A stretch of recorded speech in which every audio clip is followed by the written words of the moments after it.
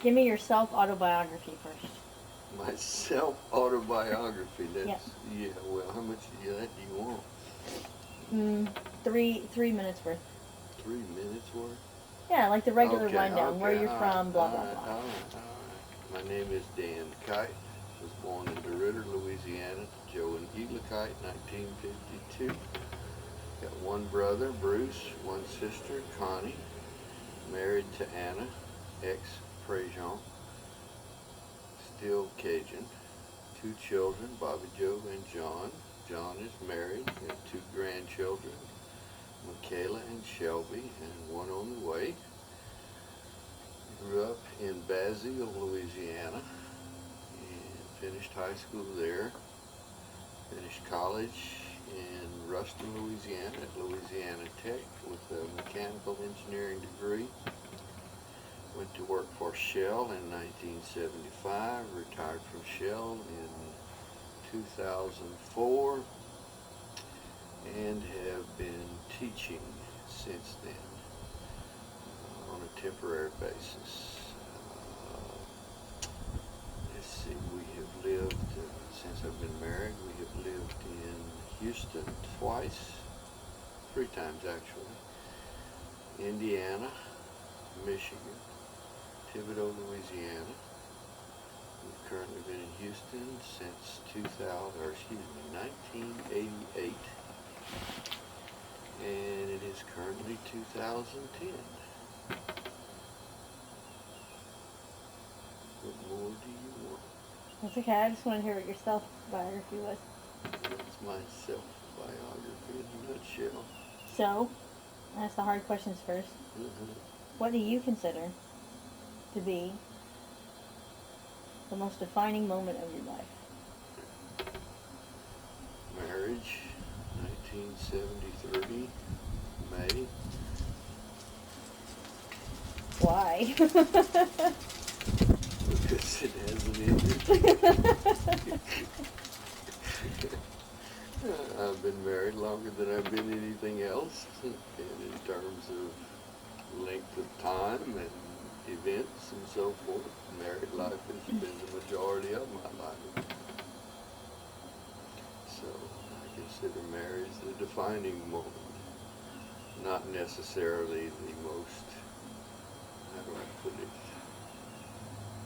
Well, I guess another defining moment was when I became a Christian as a child back in when I was 7 years old.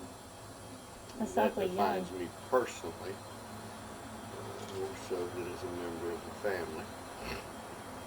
What? How did that come about? As a 7-year-old, I became aware of my situation relative to God and Christ, the fact that I was a sinner, and realized I needed to have a right relationship with God, that Jesus had provided for that, and I accepted that. What's your dad do? My dad do? He's a minister. Baptist was a Baptist minister. Minister, yeah, I guess that's an okay word. Preacher's not. Pastor's better probably, but shepherd, something along those lines. So, what was it like being a preacher's kid? Didn't bother me till I realized there was something else. it, was What do you fine. mean? Oh, when I was a teenager, late teen, getting out of high school, I kind of went nuts when I realized it was another side to the coin. What? How did that take form? Oh gosh, it took many forms. I don't think we want to go there yet. I was thinking more along the lines of chronological, but we can go any way you want, I guess. Yeah, you said I could ask what questions I wanted. That's a fact. You can ask them. I didn't say you can ask them in any order. I'm gonna ask them in any order. So, something that I don't realize often, and most people that know you don't realize, is that you don't see out of one eye. Mm-hmm. How did that happen? Born that way. It's called a lazy eye. I can see out of the eye. I just don't see well. and it doesn't register with the brain. It's an optic nerve disorder. There's nothing wrong with the eye per se, or the brain. It's the connection between the two, is my understanding. When I was a child, I think 5 years old, Mom and Dad were told I was blind in the right eye, and they didn't believe it. And they went to, I think it was three, maybe the third doctor that they saw, that finally did a little experiment and determined that no, it wasn't blind. Something to do with a coffee can rotating with a slit in it, rotating around a light bulb. And after 5 or 10 minutes, my right eye followed it. And that began my career with glasses as a child. So I wore glasses from the time I was 5 until the senior year, when my parents purchased as my graduation gift contact lens. And I've been wearing contacts ever since. But that eye stays shut most of the time. And I guess, I don't know whether people notice it or not. I don't notice it that much myself. But that got me through college. Is that how you got your scholarship? Yep, disability scholarship, because I was blind. The federal government thought it wise to pay for my education. It's the only thing I've ever heard the government doing wise in my life. But, they did foot the bill for tuition, room, board, books, everything for my entire college education. And Dad found out about that opportunity about 2 months before I started school in 1970. He didn't know how I was going to go to school. But just before I started school, he learned that from someone, and they checked into it, and sure enough, it worked. What happened to your good eye when you were a kid? No, I had one incident where somebody threw some mud in it, and I nearly lost it over that. It scratched through. I think there's something like 6 layers, and it went through all but 1 or 2. I don't know. It was a really close call.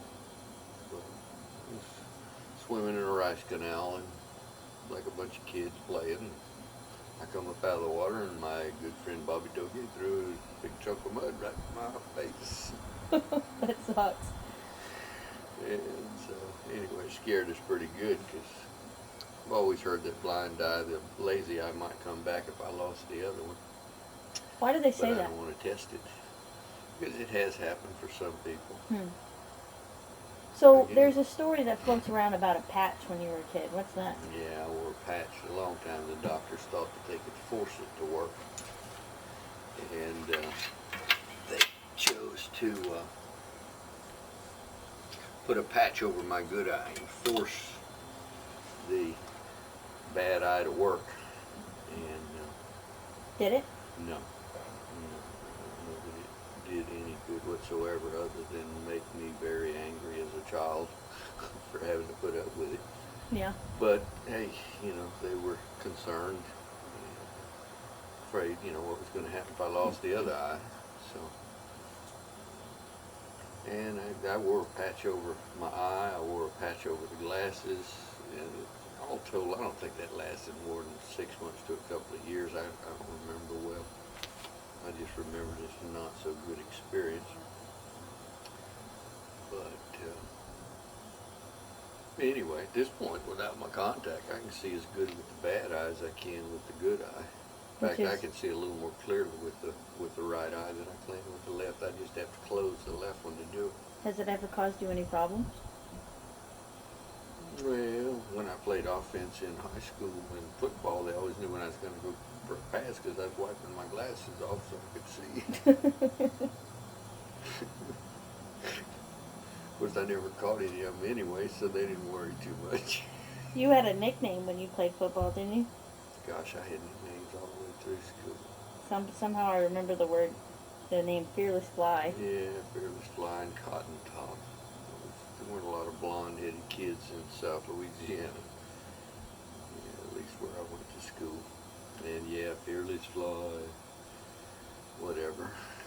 So the reason I ask the questions about your eyesight is what most people would consider a disability actually gave you the ability to have your life, a good portion of your life that you have now.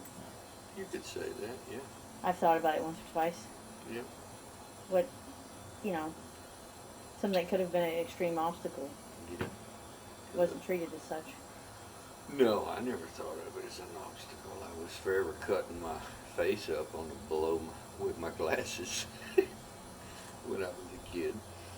And then we had this wise idea to get sports glasses for football, and those things had wire rims, and I really learned how to cut my face up with those. Plastic lenses were better, or plastic frames. But, yeah. So as your kid, growing up, Mm-hmm. that's one thing that I've always found interesting is that what most people would focus on as an extreme liability, or at least would have been talked about, is rarely talked about, and if so, never in a negative light. Never saw it that way. That's pretty cool. Yeah. I don't think that's unusual, though. A lot of people with disabilities, they just go on with life and don't sweat it. The only ones that sweat it are, I guess, probably more so people that where they had an ability and they lose it. Then you might, I think, focus on it a little more. So what's your first memory? First memory, I don't know, probably Bruce and I playing as children, even preschoolers maybe, in DeRidder. We lived there till I was in the second grade. I can remember vaguely a time when my Uncle Clarence, who had a construction company, bought me a drag line for Christmas. About the only thing I remember about that drag line was Bruce and I and a neighbor's kid burying it in the backyard. We dug a hole, because that's what you were supposed to do with it. Of course, I don't think we used it to dig the hole, but we dug a hole and we buried it, and then we couldn't find it, and that's the last we ever saw it. Don't know where we put that thing.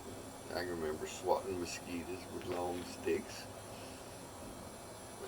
Mosquito hawks, not mosquitoes.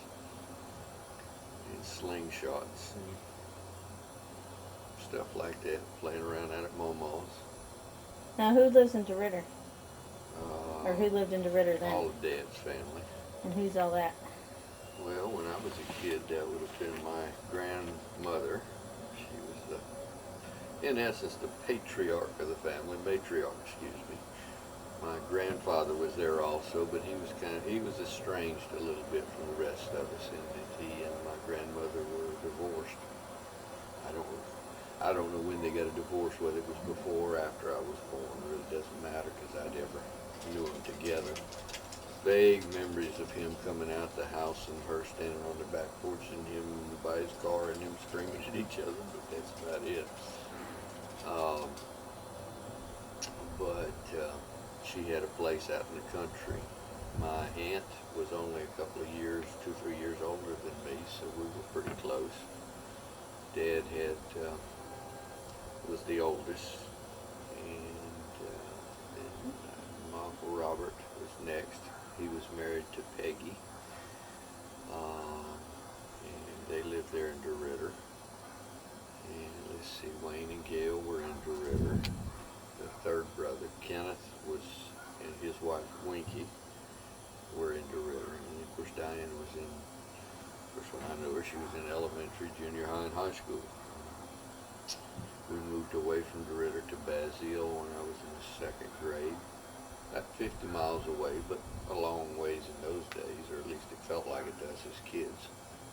Although we did go back and forth. I probably wasn't a month went by when we didn't go back over there for one reason or the other. Again, that's memory may not be correct. Anyway, a lot of times when we were in DeRidder visiting, we were at Momo's always. Not that we didn't visit others. My grandfather had a car dealership. Robert, Wayne, Kenneth, all three worked there till Wayne and Robert got off on their own. But we always went by the car dealership first. I don't know why, but just tradition. It seemed like we went there first and then went on out to Mama. I can remember stopping at the dealership. There was a Piggly Wiggly across the street, a restaurant. My grandfather would always give me $1 or something like that, which in those days seemed like a lot of money. I guess $1 back in the 60s was a fair amount of money. Anyway, we'd go across the street, buy a little car or some kind of toy.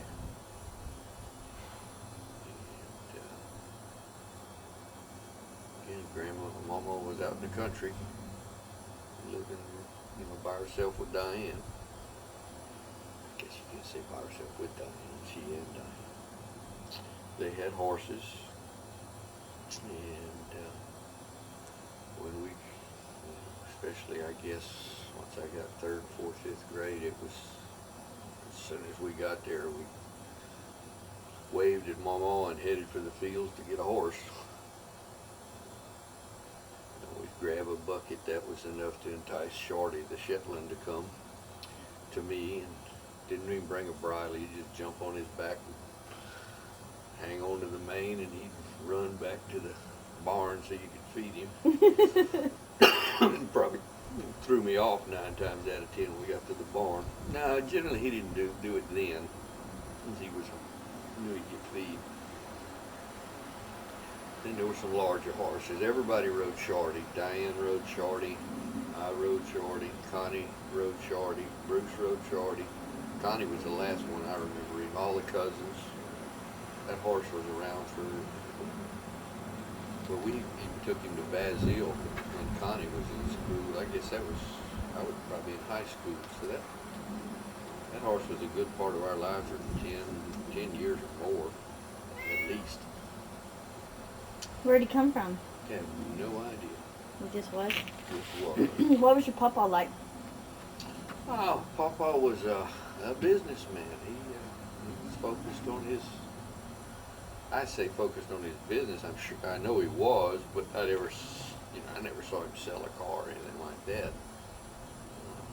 Most of the time I knew him was from when I was in junior high and high school, because I would go and work for him in the summer some.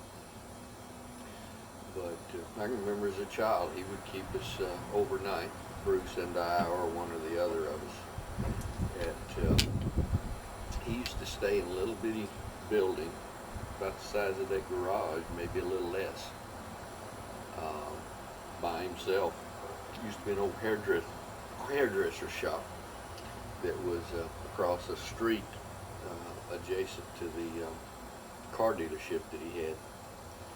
A very simple man. I say simple. He was complex in terms of personality, but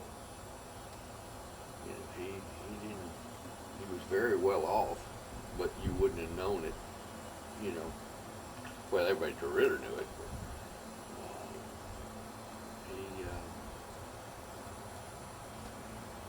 he'd fix us. I remember we'd spend the night for breakfast. He'd scramble eggs with ground beef in it. Mix it all up. That was always good. And he'd take us places with him, nothing stupendous. I do remember one time going with him and Kenneth to the professional wrestling matches in Lake Charles, Louisiana. Why in the world? I can't imagine thinking back of Mom and Dad letting me go with him and Kenneth to a professional wrestling match, although maybe that wasn't what I was supposed to have been doing. But I remember the ride over there, and some guy with a white mask on jumping over some other guy's head. Crazy stuff like that. But Papa was a good man. He did a lot of things for a lot of people, and most of that I know is stories that Dad told me.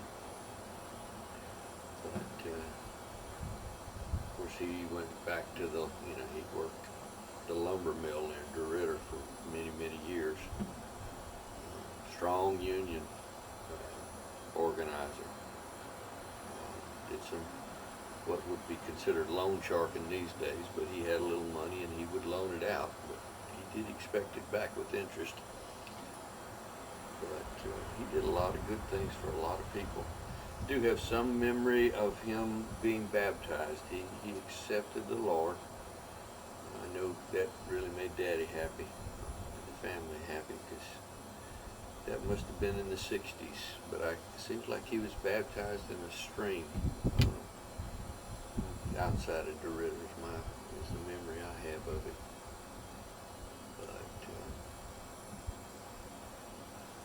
But we lived there in DeRidder in two communities that I can remember. One was in town, kind of downtown DeRidder. DeRidder's not a very big place. There were some big bulrushes back behind the house as a rental house. And Dad was, I don't know where he was preaching at that time. Little tiny bit of memory, just, I guess probably it's mostly memory derived from what Mom and him said. When I was real young, we lived in Beckwith, outside west of DeRidder. Dad was ministering at a little bitty fellowship out there, another church about the size of that garage. And I can remember him talking about brother, who was at that time a relatively young guy, but he was extremely physically and mentally disabled, and basically had to be carried around. And of course, I always went visiting with Dad throughout my life as a child, but I can remember going out there, and I remember doing revivals. I remember one revival, that must have been my birthday or something, but I got a new set of pistols, a holster and some pistols, and I got them somehow or another at somebody else's house when we were spending the night and him doing a revival. Remember lots of meals at other people's houses during revivals, that kind of thing. Anyway, going back to DeRidder, we lived there, and it's a rental house with bulrushes in the back. Big, they were huge to us. Good, again, they probably weren't more than 3 or 4 foot tall, but like living in Africa, I guess, to me and Bruce. Although those things that cut you up, you get out. And then we moved to Ludington, and I'm sure we were in Ludington when we left DeRidder, so I started school while we were there, I believe. And but that was a house Dad had built. He I don't know where in the world he came up with the money, but he built a house. Church didn't build it. He was preaching at Ludington Church. It was not a parsonage. It was his house. And I have no clue where he got the money to do that. Because I know they weren't making much money. In fact, I was born before he was out of seminary. I guess really I spent a lot of my first year or two in New Orleans. No memory of that at all. I kind of vague memories of driving back and forth. I can remember them driving down the road and letting me drive, which meant I sat on somebody's lap and held the steering wheel.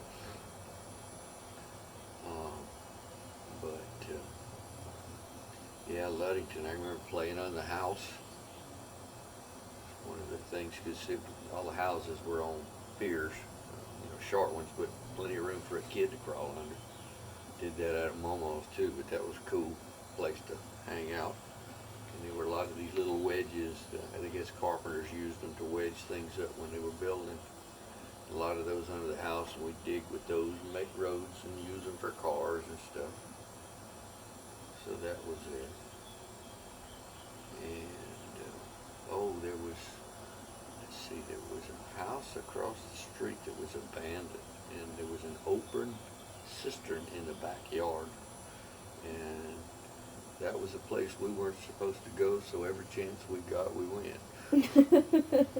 But to us, that was a huge thing in the ground, and it was probably 5 or 6 foot deep, which was dangerous. I don't know why in the world that never got covered up good, but it didn't. I guess it's because it wasn't their property.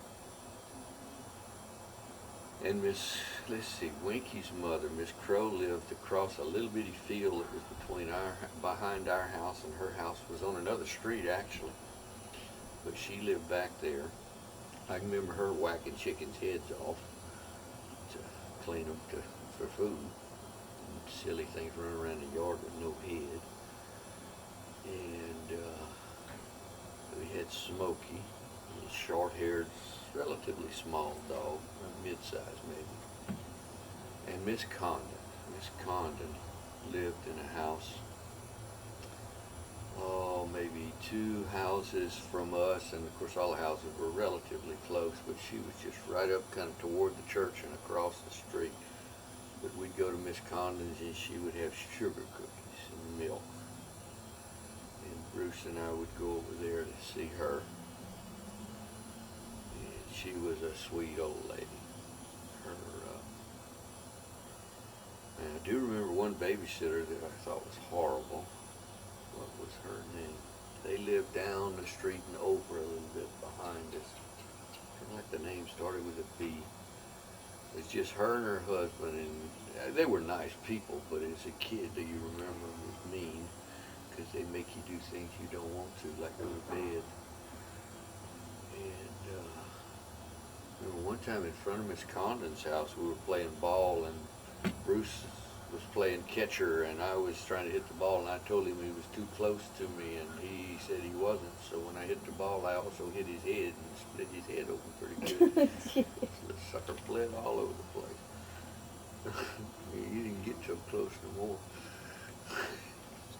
And I remember one time we found a turtle. Bruce and I were playing with it. It was in her house, and it got his toe and closed up. Oh. And freaked him out good.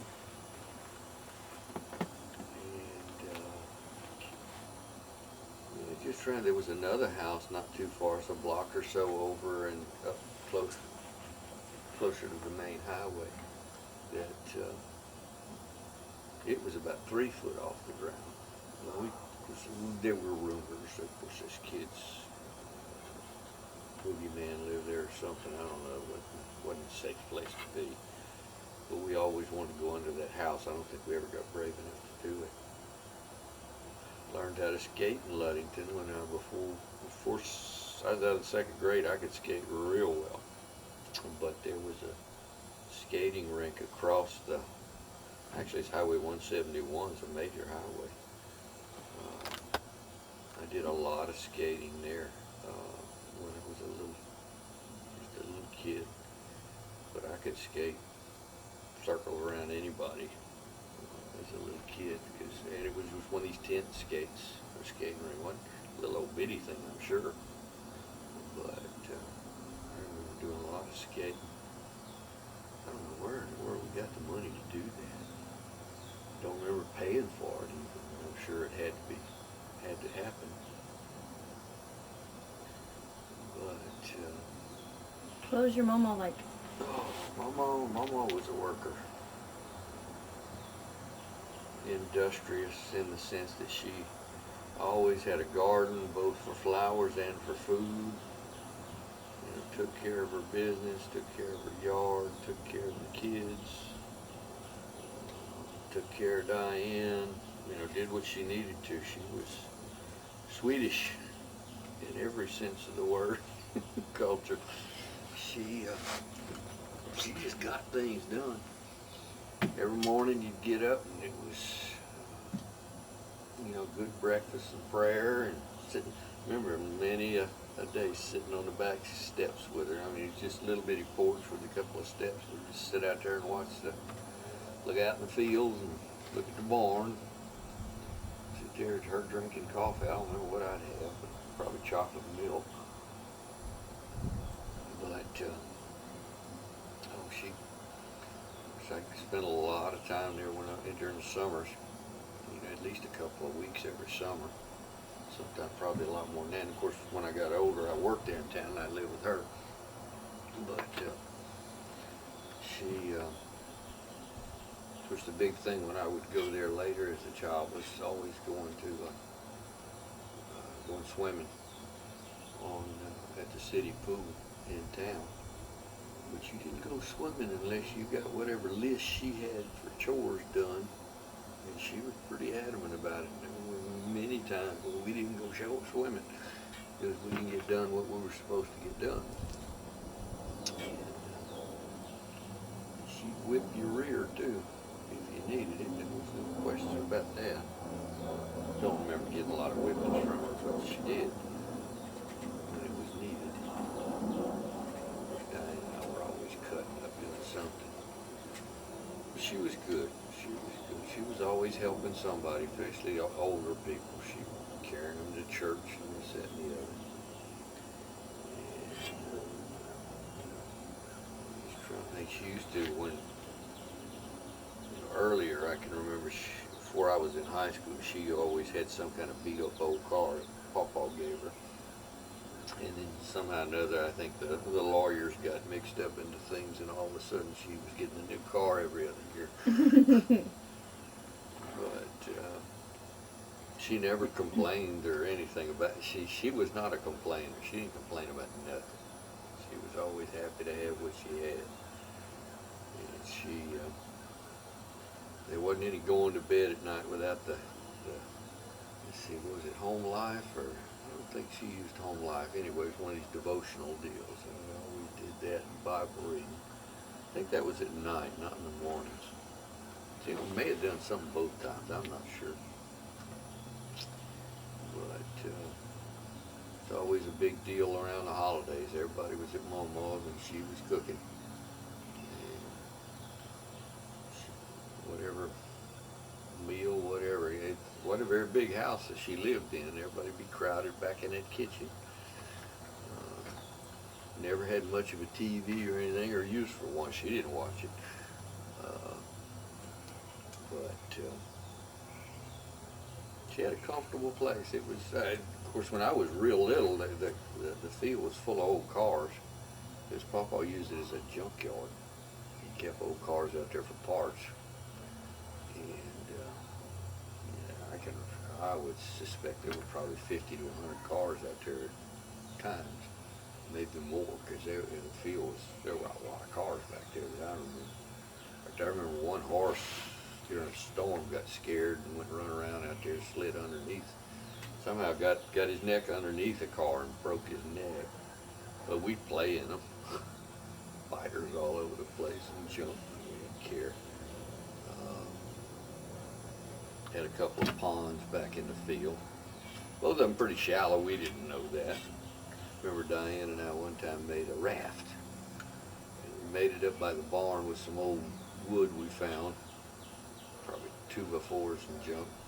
Found an old can of tar somewhere, and somehow we tarred it. We knew it needed to be tarred to float. And then we drug it to the pond, and the pond wasn't but probably 40, 50 yards from the house at that far. But for us, and that thing must have weighed a good 100, 150 pounds, and I mean, we just dragging it on the ground, pulling rope, and we drug it in the water, and it just went right on in the water and straight down, never did float. Thing weighed a ton. And we had a camp back along one of the fence lines in the back where we'd go hang out. But, yeah, Mama was a good grandma. She was, I can't complain about her at all. I couldn't have had a better one. She definitely taught you either work or you don't cut it. Get it done. Remember one little old car, she had a little old burnt orange Opal. And I say it was burnt orange probably because most of the paint was rust. And we just wanted to beat up old car, but a little old four-door thing, just little old boxy looking thing. And it was time to put straw around her flower beds. And I can remember loading that car up. We went down the road near where Diane and them live now, underneath some pine trees, and when we got through loading that thing up, we could barely get in the car. It was that full of pine straw. I guess she didn't want to make 2 trips. But we got that pine straw put out. She was good. A little later in life, her mind slipped a little bit. I remember one dog didn't quite make it. She found a stray, put it in the back of one of them big new cars, forgot about it for a couple of weeks. She was being kind, though. And all the animals she had were all strays. She never had one. I mean, she had some that lasted a good while, but they weren't. She didn't go out and get them. They come to her. She had hot dogs. Something like that. Dachshunds. Yeah. Yeah. But, What were your uncles like? oh, they were okay. I like Wayne better than the other two. Kenneth was kind of cool at times, but Kenneth could be mean too. Robert, never really cared for Robert. He and Peggy didn't have children until well after Mom and Dad did. Alan's probably, gosh, 7 or 8 years younger than I am. But no, maybe not that much, 6, 7.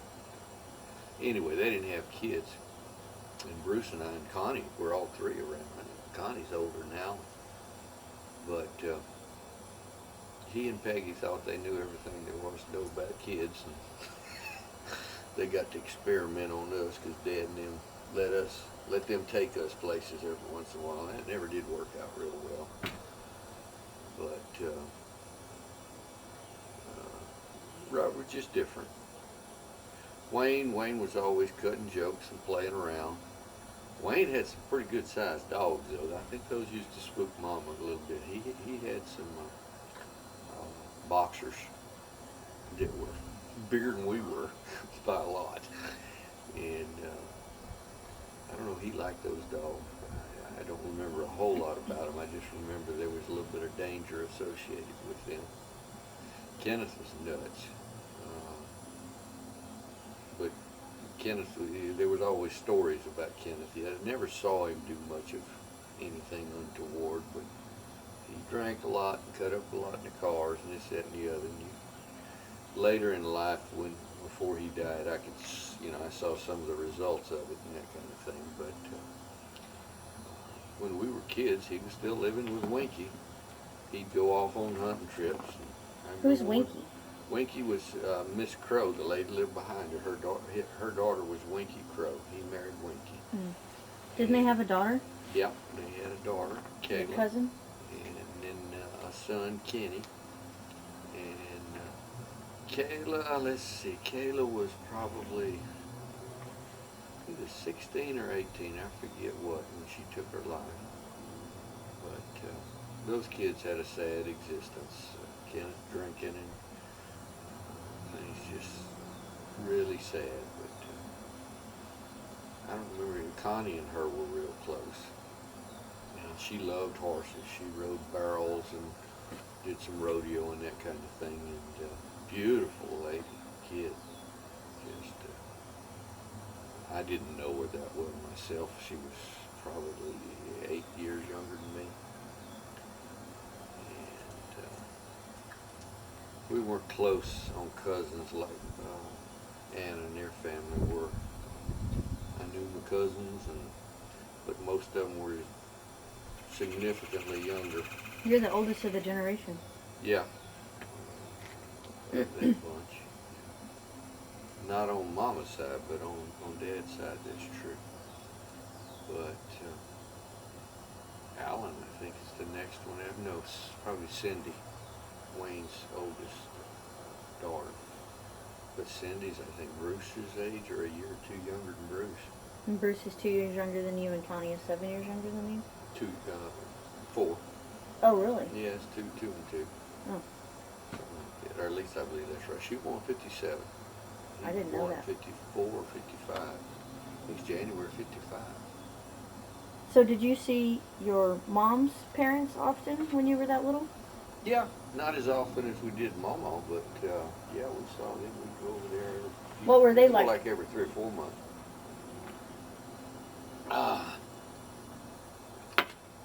Just hard-working people. Not well off by any means. Grandpa had a paper route, and I think he still had his ice business when I was a little bitty kid. But they lived outside of Bunkie in Eola, and Eola is nothing more than an intersection of 2 roads. There's nothing else there except houses out on farms and around there. They didn't live on a farm. They just lived on it in the intersection. Um, and house probably built back in the 20s or 30s, kind of clapboard. Mama's house wasn't really much more than that. The house that she was in, Papa built that with wood he bought used from a house that was torn down, or being torn down, as I understand it. And it got added on to, a little bit, but it still was not it was a little bitty house. Even now it's a little bitty house. But they lived there. Now you talk about a junkyard. That whole place was a junkyard. My grandfather never threw anything away because he figured there would come a time when he would need it. So he kept everything. And it was always fun to go to their house because you could, there was always something new that you hadn't seen before that you found somewhere. Either that he recently got or you just hadn't noticed before. But the yard I remember was, in fact, I remember as probably about a freshman or sophomore in high school, and Bill, Anna's mama's younger brother, had twins, Bill and Wayne. Bill decided to gather up all the junk. This was before my grandfather passed away. Had to be, yeah, because before Bill was in the Marines. But anyway, he got a dump truck that he borrowed from somebody, and we loaded just metal and filled that truck up with metal and took it to the salvage yard and sold the metal. And it was, I don't know, seemed like I don't know, I had to figure $600 rings in my mind, but just by weight, wow, there was something like $600 worth of just scrap metal. Or it was, and it may have been 60, I don't know, but I know it was a lot of work getting that truck loaded, because there was a lot of stuff in that yard, but he finally found some opportunity to clean the place up a little bit. And I don't remember it helping much because they even had a part of an old oil derrick in the backyard. In fact, that dad tells that as a joke. He got interested in Mom because he thought they were rich because they had an oil derrick in the backyard. Well, they were abandoned oil derricks all over the place out there. Nobody owned them but the oil company, even though they were in people's yards. But we'd go there. I had cousins in Bunkie. Mama's sister was married to Steve Stevens, ex-Navy. And he had, on that side I've got, see, Sylvia and Skippy are both older than I am. Mike's a little older than I am. And Dickie was about Bruce's age. And I guess that's it. Gosh, there's only 4. Why? It always seems like there's more of them.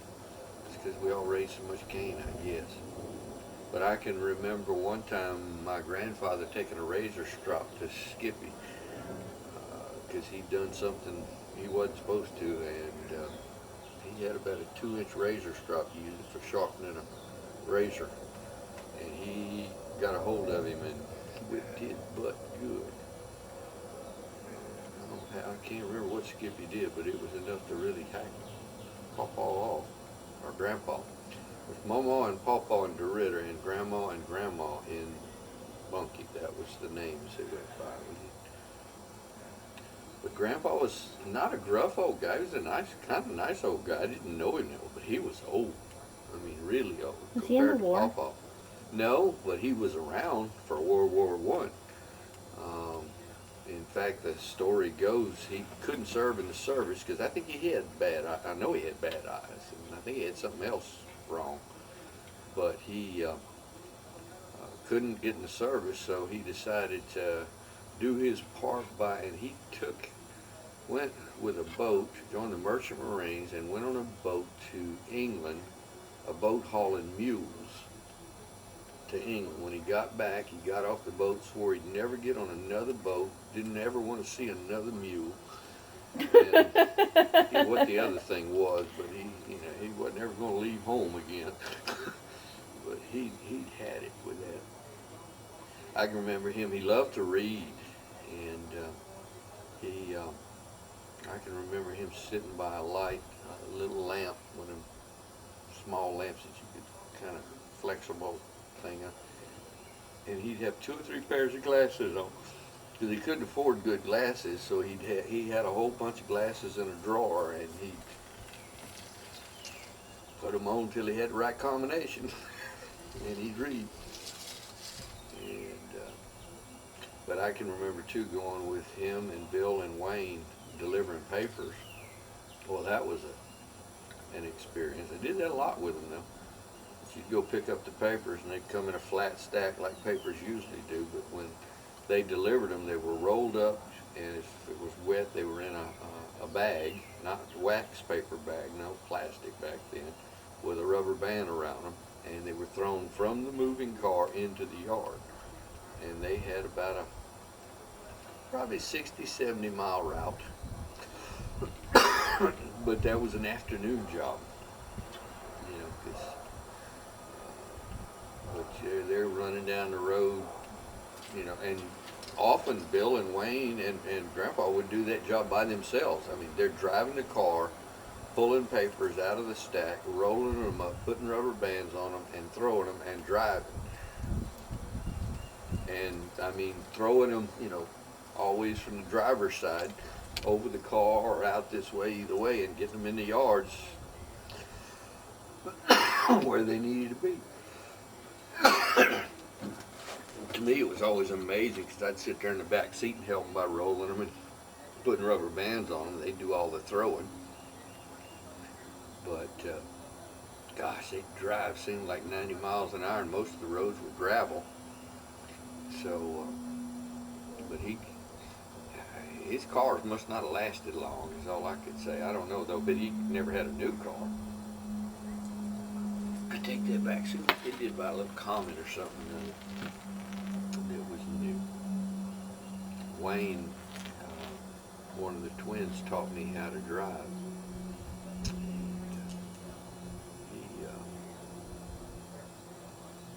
And with some little oil field roads out there near where they lived, went out there in the standard, you know, shift on the column, an old Comet, I think, a yellow car. Anyway, they were fun to be around. A little gruff. Grandma was a complainer. That's where I get that from, complaining. she didn't like something. You knew it. But she was a lot younger than Grandpa. I think they were something like 13 years difference between the two of them. But I think he was 50-something when the twins were born. Oh, wow. And I think he's pretty proud of it, too, from the pictures I've seen. But he was something else. Something else. Do you have any memories of her that stick out in your mind when you were little? No, she just worked. Kind of like Mama in that respect. They just got, you know, kept the family together, kept everybody fed, clean, taken care of. Never was close to her like Mama. Of course, some of the Mama thing might have been, you know, Diane too, and I were so close too. The boys were too much older than us. They almost seemed like adults to us, although they weren't. But no, Grandma and I weren't so close like it was with Mama. So I know you had a cow for milk when you were a kid, right? Yeah, that's Basil. Basil was different. So I'm thinking, are there any other memories that stick out in your mind about DeRidder before you moved? What time is it? Just curious. 4:25. Okay, because I don't know how long. It says 13 minutes. Left. It says SP13. SP13. Mm-hmm. So that's slow play. Is it counting down? 12, yeah. Okay, it's counting down. Okay. Yeah, Basil was an experience. Of course, we were basically, I still am redneck. That's what DeRidder is. Cowboy, redneck, whatever you want to call it. But when we were 5, Dad took a job at in Basile, Louisiana, which was only 50 miles away, but it may as well have been 10,000 because it was totally different culture. Um, and we moved there when I was in the 2nd grade. Mom says that I came home from school and, just couldn't understand the people, and just this, that, these, and those. And she said within a month I was this, that, these, and those, just like the rest of them. And, but it was different. When we first moved there, we moved into a house with 12-foot ceilings. And it wasn't because it was a fancy house, it was because it was an old house that the old houses had high ceilings in them to keep them cool, up off the ground. Really kind of ancient. I wouldn't doubt that old house was probably built early in the 1900s, if not late 1800s. Well built old house. The big old oak tree on the side, a field out behind us, and I thought it was a large field. It probably wasn't more than 30, 40 yards by 30 or 40 yards, something like that. It wasn't ours, it belonged to the next door neighbor. But that was the parsonage for the little Baptist church there. And of course, the deal was Dad was minister for a Baptist church, and the town was 95% Catholic. There was also a Methodist church in town and a Black Baptist church that I know of. I don't know of any other churches other than the Catholic church. And so there were some years I didn't notice it. Mom and Dad certainly did. Mom probably more so than Dad, where people basically had to get used to us being there. Not so much the little church we were going to, but the rest of town. And I wasn't involved in that. Just, didn't really even have much of an awareness of it. I knew we were different, but no big deal to me. How'd you know you were different? Oh, because when you go to school, I mean, the Catholics, from all the way through elementary school, they went to catechism on, one day a week, and, for about 2-3 hours in the afternoon. Wednesday morning, school didn't start till 9 because they went to Mass Wednesday morning. And we had to show up for school, but we didn't have school. We got to play. They didn't make us come inside. We had to stay inside for while they were at catechism, except for recess, and then we had recess to ourselves. I mean, the Protestants. So we were different. Well, we knew that. It was no big deal to us. But of course, our friends, my close friends, were all from the little old Baptist church. I didn't have any close Catholic friends, quite frankly. They were friends, but not close. But anyway, we moved there. I do have, going back to DeRidder for a second, my first grade teacher was Miss Rasmussen, I believe it was. Or something, I think it's Rasmussen. No, it ain't Rasmussen. That's a deal from a Russian literature piece. Rathburn. And I can remember her. I can remember coming home crying because she was, in my mind, all I could see was big with red hair. And I do remember getting in trouble one time I don't know, it was in 1st or 2nd grade, but some kid had one of these big round yard balls that they play with, and I wanted it, and he would give it to me, so I just took my pencil out and took care of that. I busted the ball. If I can't have it, nobody will. That's right. And I remember the paddle that went with that. But anyway, back to Basile, we moved in there, had that big old house. It's a freaky kind of place in some ways and kind of cool in others. But we had some older folks. They were members, I guess, of our church. I don't even remember for sure, but they were Protestant, I know that, who lived down the street. And on the afternoons, after school, I would go down and Rudisels. And they lived down the street quite a ways, you know, again, talking a little bitty town but for a kid. But they lived right near Highway 190, just about half a block off of it. And I would go there and watch, oh gosh, Lone Ranger and a couple other TV shows, kids shows in the afternoons, and they'd feed me milk and cookies. But that was a routine, you know, every afternoon after school, do that when I was little. Then I started reading, and I spent How a old lot. were you when you learned how to read? Oh gosh, I don't know. 2, 3.